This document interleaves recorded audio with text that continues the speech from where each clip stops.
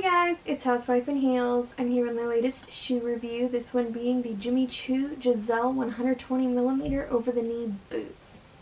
So if you guys are familiar with my channel, then you would have seen these already twice before, once in my unboxing and another in my first use video. And now I feel I can give a pretty decent review on them after wearing them a number of times. So I'm going to kind of start out with what I like first and then what I dislike afterward.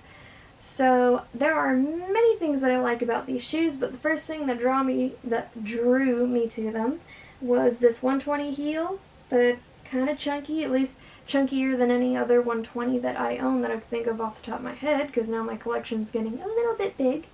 But I also love that there is a platform. It gives you about 10 millimeters of relief, which doesn't sound like a whole lot when it comes to shoes, but those 10 millimeters can really make or break your comfort level. And it does help.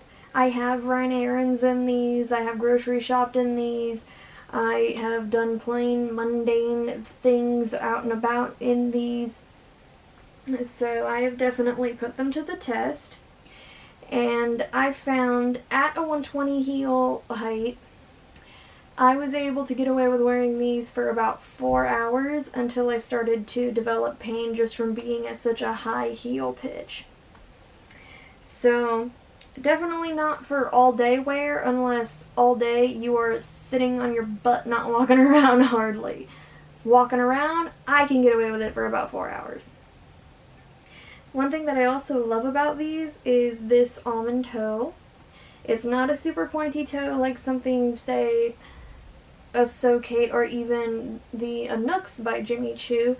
It has a nice open roomy toe, so you don't have to worry about developing any more pins and needles or numbness than you're already going to get after 4 hours of walking at a 110 heel pitch.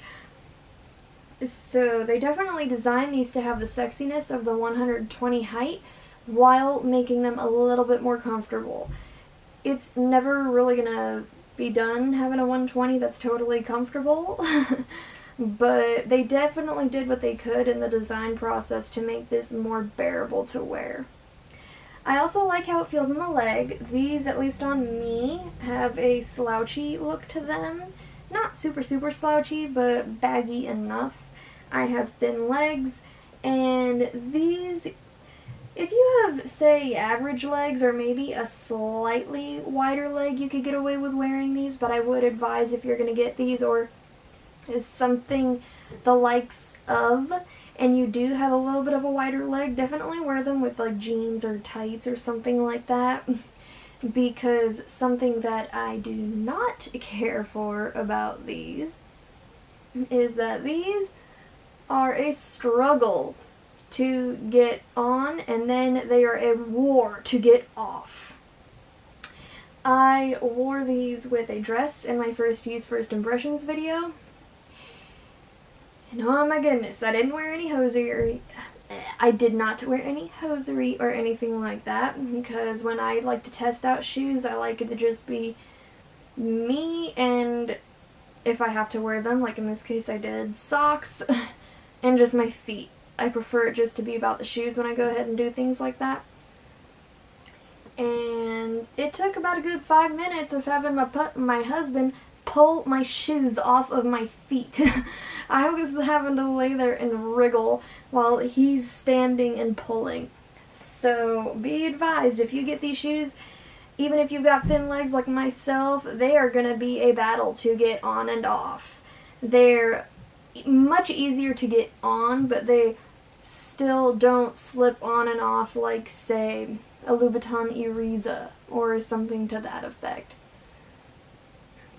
One thing that I also do not care for is that with these, you'll notice a crease is kind of developing where they naturally want to fold.